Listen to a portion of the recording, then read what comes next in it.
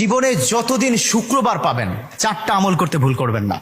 আজকে শুক্রবার না, আমি জানি না 4টা আমল করেছেন কিনা বা করছেন কিনা, আপনারা মিলিয়ে নেবেন। যদি 4টা আমল আজকে না করে থাকেন, আজকে থেকে জীবনে যতদিন শুক্রবার পাবেন 4টি আমল করতে ভুল করবেন না। পারবো তো ইনশাআল্লাহ?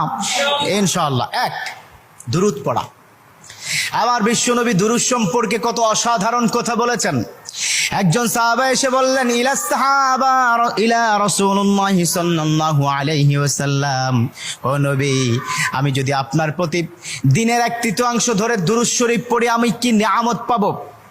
বিশ্বনবী বললেন, তুমি যদি দিনের 1/3 ধরে আমার প্রতি দুরূদ শরীফ পড়ো তোমার জন্য বিশাল উপকার হবে, আরো বাড়িয়ে পড়লে তোমার জন্য আরো ভালো হবে।